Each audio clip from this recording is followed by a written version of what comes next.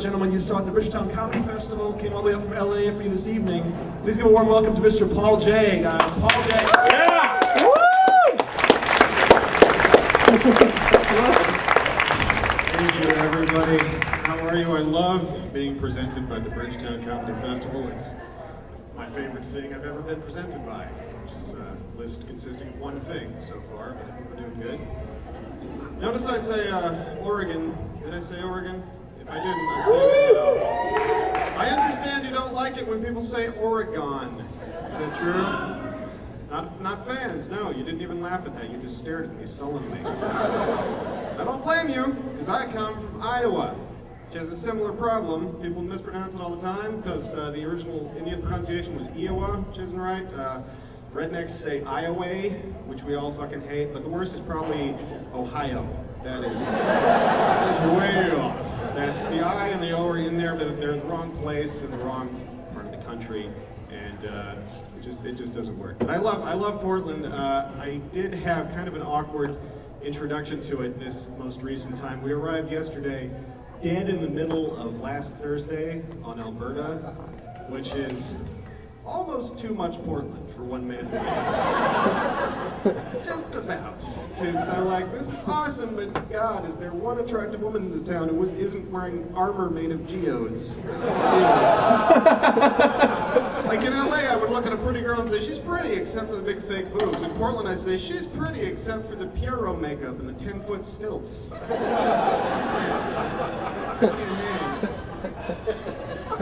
We came from Seattle. We just did a couple of shows in Seattle, and I was in a bar in Seattle where I learned something. It was a gay bar. From a flyer on the wall, I learned the word boylesque, as opposed to burlesque. I can only assume it's related to dude-zotic dancing, similar art forms. And I think I'm far enough south now that I can start talking about how the Space Needle sucks. Anyone familiar with that? Even the gift shop sucked.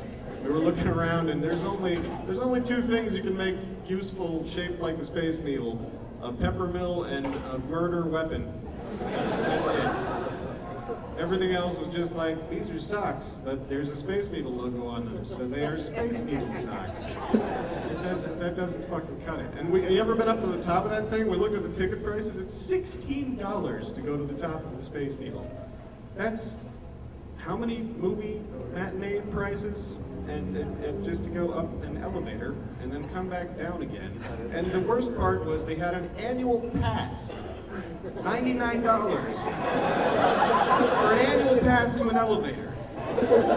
Pays for itself after the first visit if you fling yourself from the top. So fucking ludicrous. I love this place, man. I don't know if I'm about to do comedy or open the Ark of the Covenant.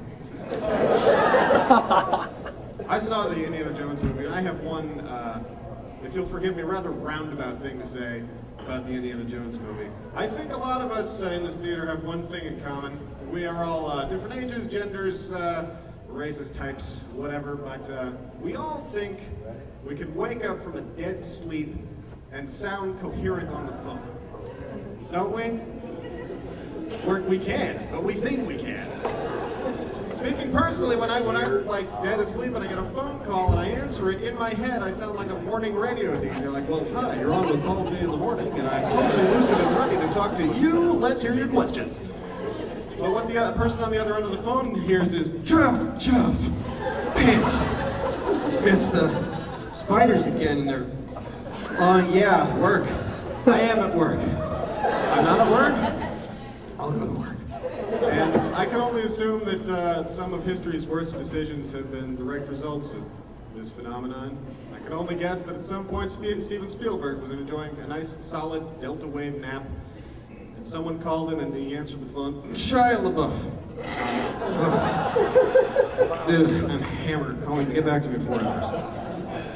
Then at the meeting the next morning, he was like, I said, who should be the next biggest star in the world? The most punchable man alive?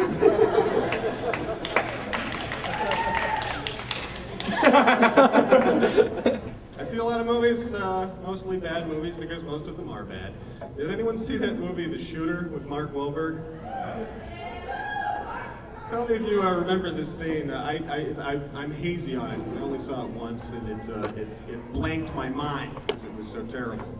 There's a scene near the beginning where he's like in his little sniper's nest with his sniper partner, and his sniper partner is like showing off a picture of his girl back home and saying like, "Oh, isn't she beautiful? We're gonna get married, and I'm putting her through nursing school, and then we're gonna raise goats, and we're gonna make cheese out of the goat milk and sell it to organic farming collectives, and then the war's gonna end." And guess, if you will, who gets chewed in half by machine gun fire in the ensuing scene? The soldier or Mark Wahlberg? I don't know. Oh yes, it's that guy, because this scene is in every fucking war movie. And I've started to think that they've started putting this scene in every war movie because that's what actually happens in war. So if I ever get drafted, God forbid, and I go to a war zone, I'm just gonna walk around all day going, "Nothing to live for! Nobody back home, nobody cares, dog's dead, got no prospects, learned how to repair submarine radios, not a lot of market for that. The farming communities of Ohio. Gather around a campfire. Paul, what are you gonna do after the war? Gonna jump in a stump grinder. Just crank it out. Leave hope to the hopeful. Here's how much weed I smoke. If I'm in my home and I open an Altoids box and there's Altoids inside, I'm not in my home. I wandered into the wrong apartment by mistake. My neighbors are wondering why I'm rifling through their candies while I try to watch it. You know what I'm saying. You know what I'm saying? You probably buy Altoids for the same reason I buy them, because they come in a handy-dandy drug transporter. Yeah? It's a good marketing ploy, it works. It's gotten me to buy one box of Altoids, which is more than I would have purchased otherwise. And it would probably work with other stuff. I hate red vines, but if they come in a little bamboo tiki monkey, I'm fucking snapping that shit up. Put my papers in there. Let people do it. Shit. A lot of drugs I don't do. I don't love all drugs. I don't do speed because I like a messy kitchen. I don't do heroin. I don't do heroin because I hate bending perfectly good silverware out of shape. And I don't do cocaine. I don't know why anyone pays for cocaine when it's so cheap to just be an asshole. Have a goal, fucking cut to it, you know? I used to work in a movie theater, a big movie theater in LA, and we had to throw some guys out one day. I was at the front desk, and security dragged these guys over to get their money back. And they were obviously just coked out of their minds. They both had sunglasses on in the movie theater, which is a good sign, and just babbling a mile a minute and like acting like it was no fucking big deal if they were getting kicked out, but still arguing at the same time. Like, yeah, we don't care, we don't give a shit, but yeah, fuck you. We're gonna call our lawyers. Who does coke and goes to the movies? Who's getting all jacked up and like, all right, you guys ready to sit down? Yeah, ready to sit down. So fucking quiet for so fucking long. Write an album and drive it tomorrow. Write an album. That doesn't make any sense. Front row, you get the good stuff. You like this? Got another one on my back.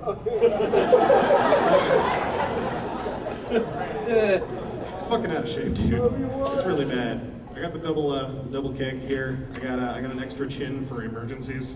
Life jacket in it or something. If you put a stethoscope up to my chest, you hear something like this. That's my heartbeat. That happens about once an hour. And then I go back to block.